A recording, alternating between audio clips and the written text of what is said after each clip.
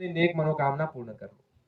बुराई को चढ़ा करके नेक मनोकामना को पूर्ण कर लो। केवल सत्संगियों को नहीं, पूरे विश्व भर के लोगों को ये कह दिया। एक अपने बुराई को चढ़ा करके मनोकामना पूर्ण कर लो और बरकत ले जाओ। बरकत के देवता यहाँ बैठे हुए हैं और बरकत बांट रहे हैं, आज भी बांट रहे हैं। ऐसा बोले हुए कि ये बरकत बांट रहे हैं, अनुव्रत रोका हुआ नहीं है।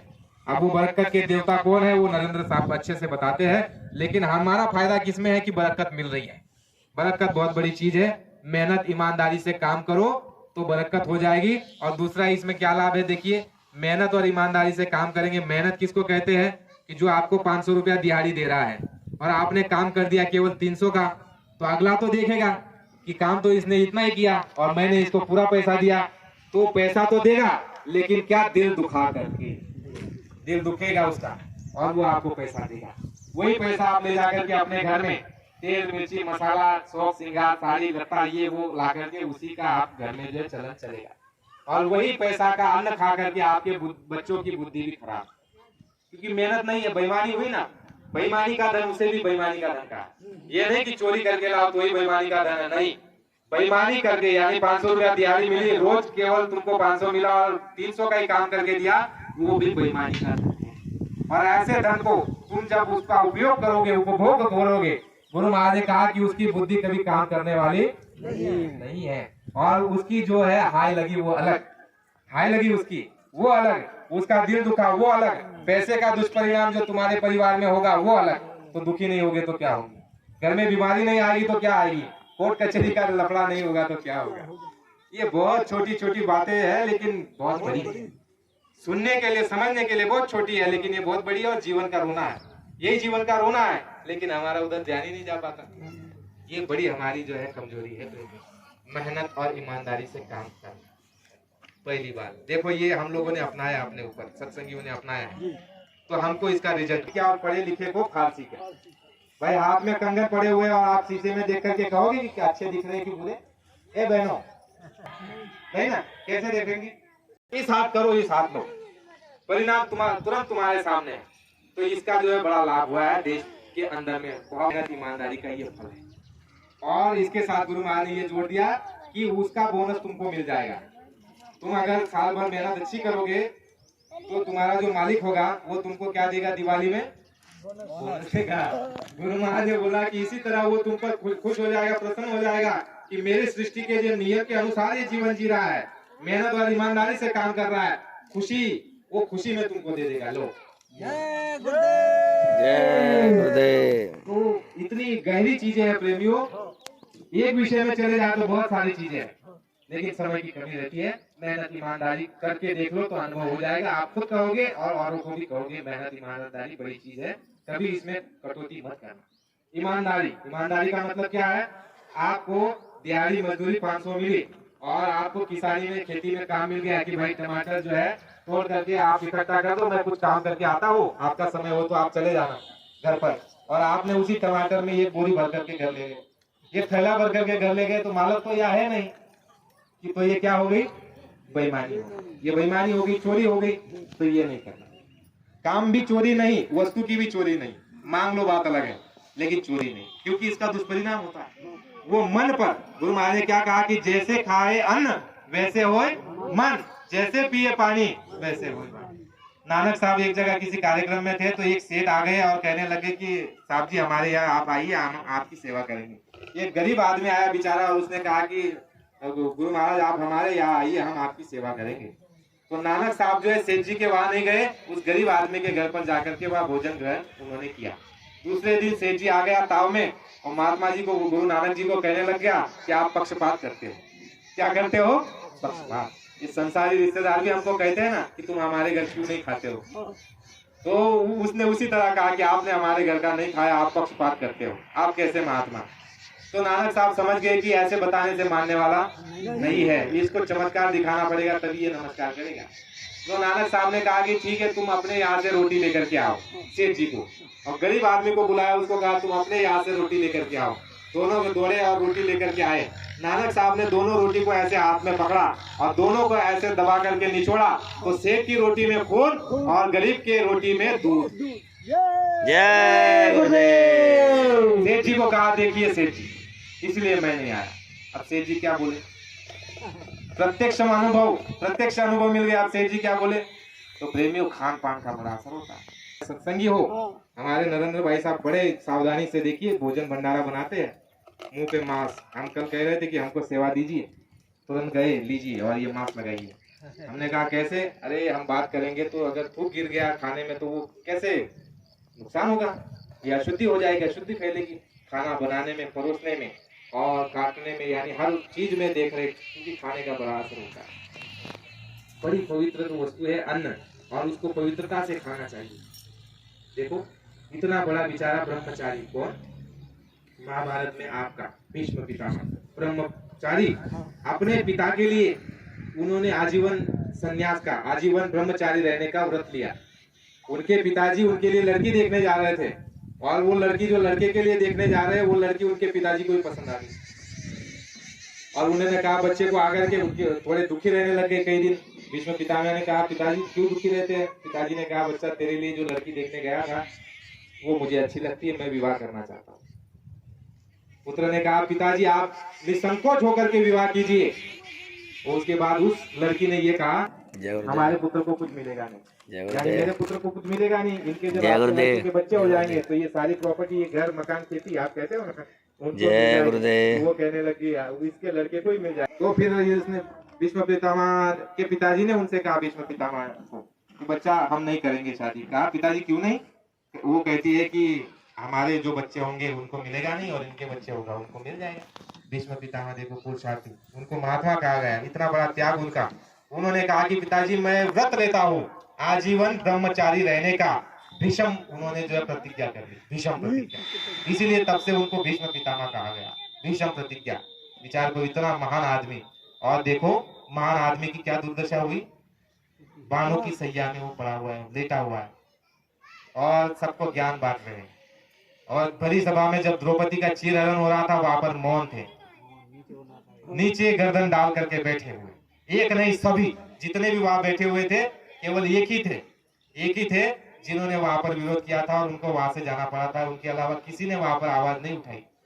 तो जब भीष्म पितामह बैठे सैया पर लेटे हुए, और वहां सबको ज्ञान बांट रहे हैं कि अधर्म नहीं करना चाहिए, अधर्म का परिणाम ठीक नहीं होता है, अधर्म के रास्ते चलना नहीं चाहिए, अधर्म का साथी के साथ बीती थी। उसको मालूम था कि जब अधर्म मेरे साथ हो रहा था तब इन्होंने आवाज नहीं उठाई, और ये आज शिक्षा तो चली गई जाकर। कृष्ण भगवान ने कहा कि है द्रौपदी, है बहना, पुरुषार्थी अपने पिता के लिए इतना बड़ा त्यागी महात्मा, उसका जाकर के दर्शन कर लो और कुछ ज्ञान प्राप्त कर लो, ऐसा दोबारा मिलने वाला नहीं है।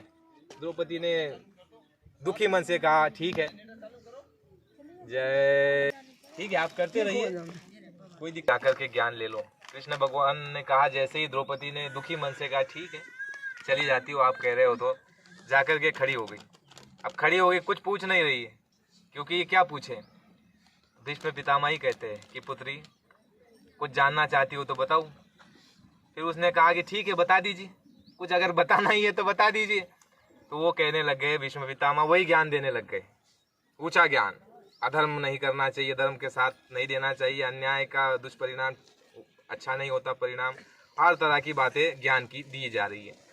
द्रौपदी बेचारी चुपचाप सुन रही है, क्या कहे, वरिष्ठ है, बुजुर्ग है, सुन रही है, सुनना भी चाहिए, पहले बुजुर्गों की बात सुन रही है। फिर जब उनका ज्ञान खत्म हो गया तो द्रौपदी से पूछा कि बच्ची तुम कुछ कहोगी नहीं?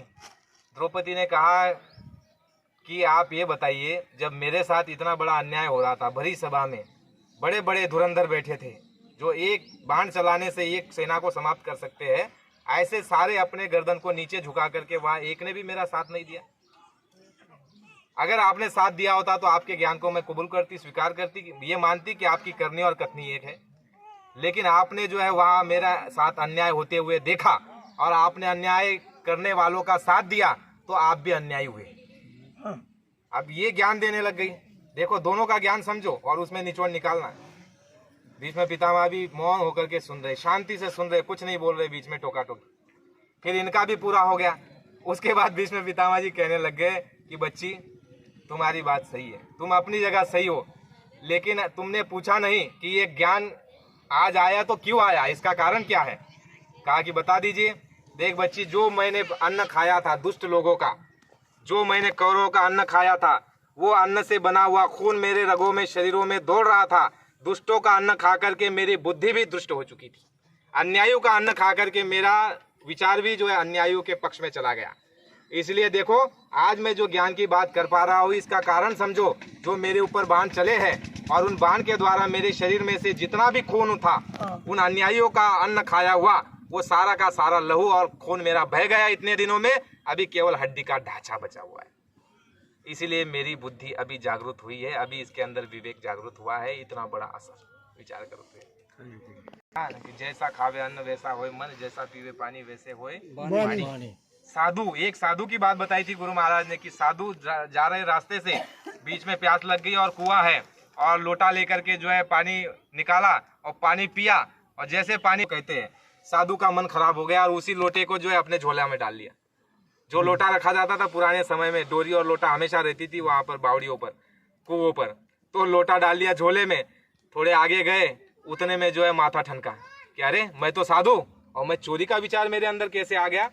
तो जाकर के गांव में उन्होंने पूछा कि भैया ये कुआं किसने बनाया।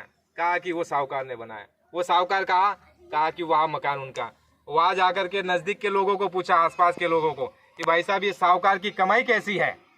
कहा सबसे बुरा आदमी ये है, ठगी की, बेईमानी की, और ये किसानों को जो है ये खून चूसने वाला ये साहूकार, और इसका ये धन। और कहा कि उसने बनाया वो कुआं। साधु समझ गया कि ये दोष पानी का नहीं है, ये दोष उस धन का है जो अन्याय के साथ कमा करके, जिसका खर्च करके वो कुआं खोदा गया और जिस कुएं में पानी आया। नहीं, दोष उस धन में है जिसके द्वारा ये कुआं खोदा गया।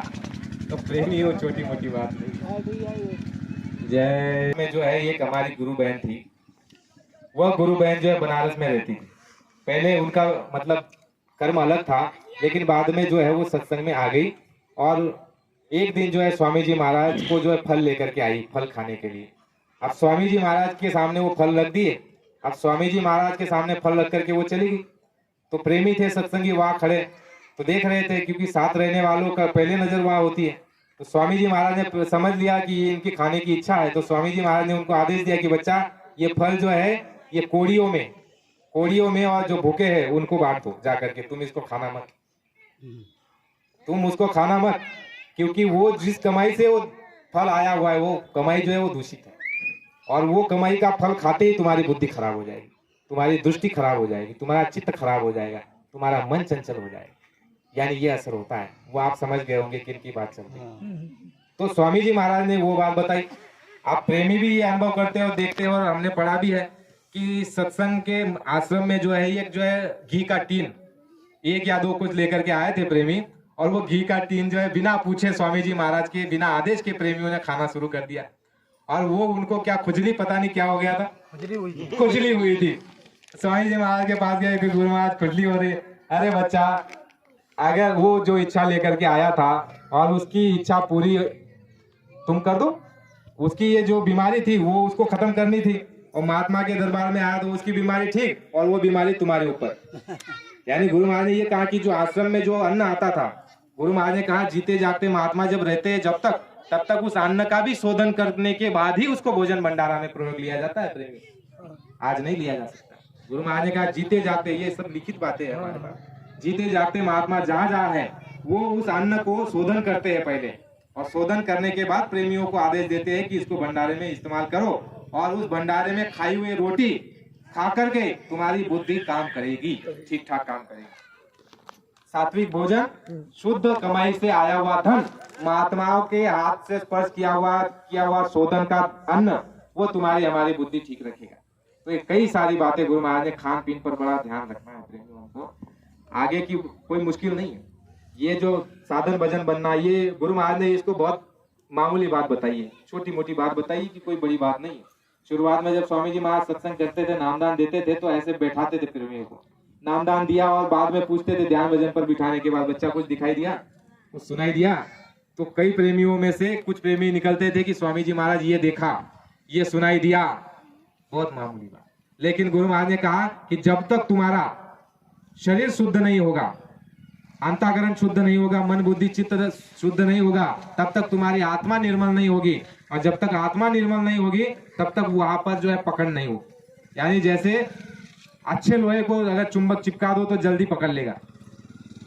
जय गुरुदेव। जय गुरुदेव। तो प्रेमियों, हमको इस बात पर खास ध्यान रखना है, अन्न भोजन जो है वो भी छुप करके किया जाता है, किसी की उस पर दृष्टि ना पड़े। और देखो जो खीर बनती है ना भाई साहब, खीर पर भूतों का भी हमला होता है, ये गुरु महाराज ने कहा है। खीर एक ऐसी वस्तु है जिस पर भूतों का हमला होता है, और जहाँ खीर बनती है वहां ढक करके ही रखना चाहिए। अगर उसको खुला रख दिया तो प्रेत आत्माओं का वहां पर हमला होता है, और वो जो लोग खाते हैं उसका जो है तकलीफ आती है शरीर के अंदर, तो उसको भी ढक के रखना होता है। और शुद्धि से बनाना, शुद्ध कमाई, तो ये जब हम करेंगे तो वो जब पेट में जाएगा, अच्छी कमाई का पैसा आकर के उसका अन्न खरीदा जाएगा, उसका भोजन बनेगा, अच्छे विचारों के साथ बनाया जाएगा। सब बातें आपस में मिली हुई। अगर सब कुछ करोगे और अच्छे विचारों से नहीं बनाओगे तो उसका क्या लाभ होगा। अब देखो हमारी बहनें है ना, यहाँ बैठी हुई भंडारे में जो सेवा करती है, वो ये कह रही थी एक जगह पर कि ये बहन जो है नामदानी नहीं है, साधना नहीं करती है, तो खाने में थोड़ा सा परहेज कर रही थी, क्योंकि विचारों का अंतर हो जाता है।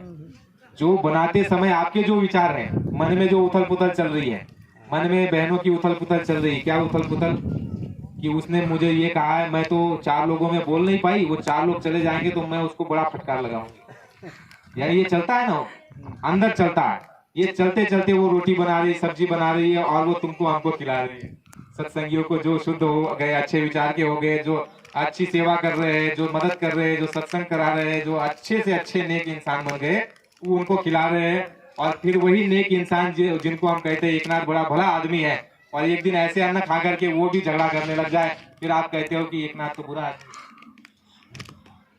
तो ये सब गुरु महाराज ने कहा कि इसका कारण ये आदमी बुरा नहीं है, ये व्यवस्था गलत दिशा में चली गई, व्यवस्था को अपनी जगह लेकर के आओ, अपनी जगह सब आ जाएंगे। तो स्वामी जी महाराज ने जो है आरंभ से शुरुआत की है पायदान से, इसलिए प्रेमियों कोई बात छूटनी नहीं पाए। और गुरु महाराज ने जो परहेज बताए जितने भी सारे, ये हमारी बहनें, ये जो है 5 दिन का जो है रजस्त वाला जब अवस्था में रहती है उस समय आप भोजन मत बनाना, और नहाना नहीं, उस समय सर पर पानी नहीं डालना है। लगे तो आप हाथ पैर दिन में 10 बार धोइए, कपड़े 10 बार बदलिए, लेकिन अगर आप नहाओगे उस समय पर तो बाबा जी ने कहा कि ऐसी बीमारी हो जाएगी कि कोई डॉक्टर उसको ठीक कर ही नहीं सकता। बहुत बड़ा परहेज गुरु महाराज ने बताया है। और आपको उस समय पर भोजन नहीं बनाना है, भोजन से दूरी रखनी है। बहुत सारे परहेज है प्रेमियों। मुक्ति दिवस का कार्यक्रम कल हुआ, और आपका 30 तारीख तक कार्यक्रम लगातार चलता रहेगा। और ये विषय जो है ये बड़ा दर्दीला है और बड़ा गहरा भी है, इसलिए हम आप जो है आपस में भी चर्चा करते रहे, जहाँ सत्संग हो वहाँ पर भी ये विषय होना चाहिए। कल बहुत सारी बातें हो गई, अभी समय थोड़ा कम है या नहीं है, इसलिए आखिरी जब स्वामी जी महाराज जेल से बाहर आए, इससे पहले की बातें सारी वहाँ हो गई है।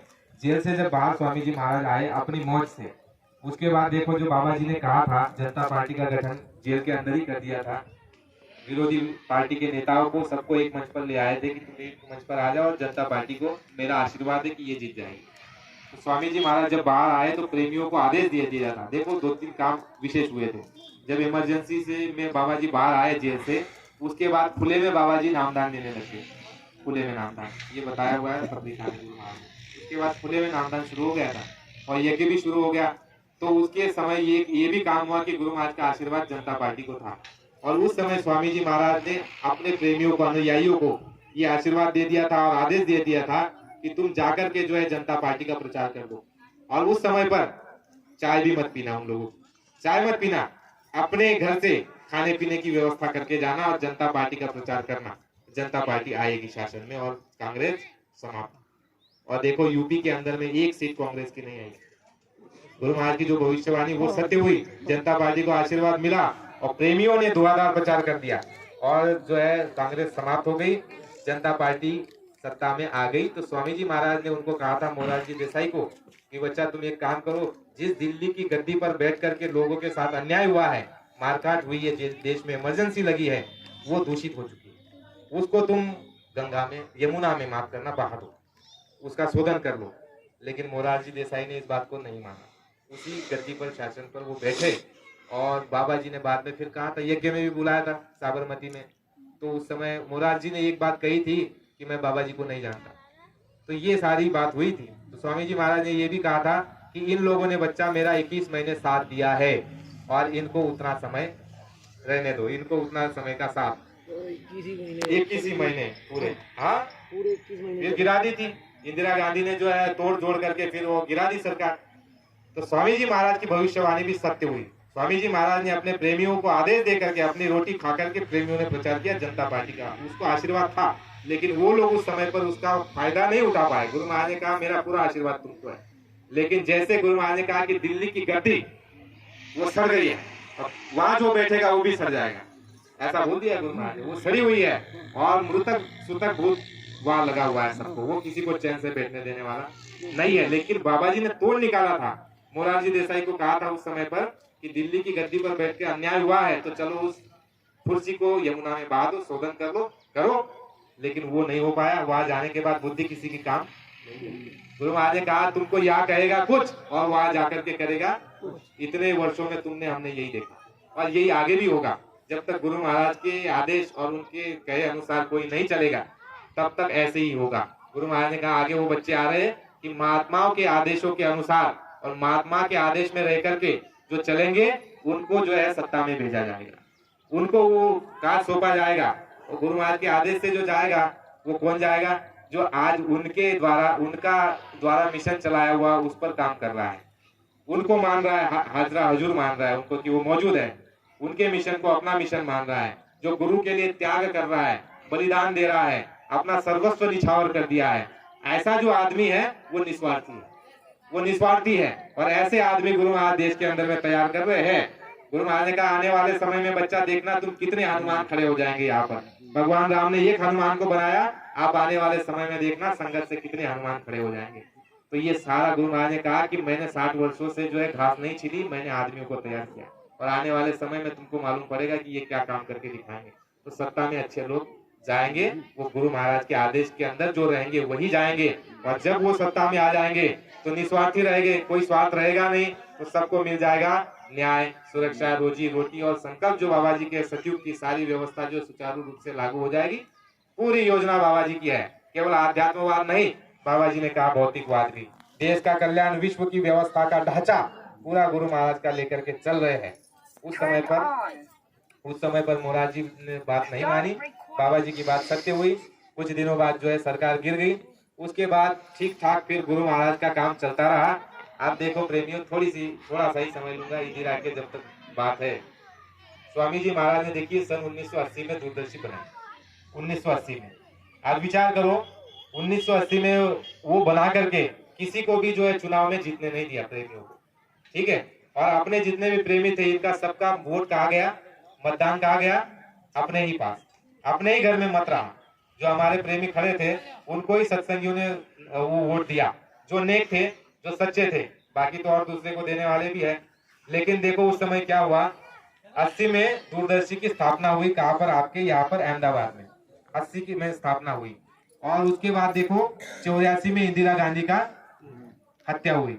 और देखो 84 के सिख दंगे भी हुए। 84 में आपका जो है अमृतसर में, वहां पर आपका गुरुद्वारे पर वहां पर हमला हुआ। कितना बड़ा अपराध हुआ। और आपने हमने वोट दे दिया होता उस सरकार को तो उसका सीधा पाप सारा का सारा तुम्हारे हमारे वोट पर आता, सर पर आता।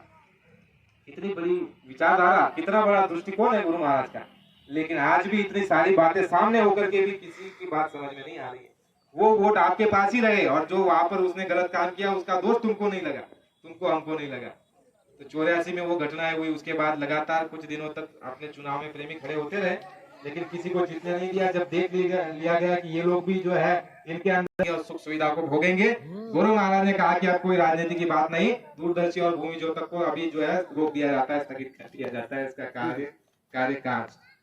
तो प्रेमियों, गुरु महाराज की बात में कोई भी कमी नहीं निकाल सकता, ठीक है। जय गुरुदेव, जय गुरुदेव, प्रेम से बोलिए जय गुरुदेव। नाम किसका? प्रभु का पावन और प्यारा नाम।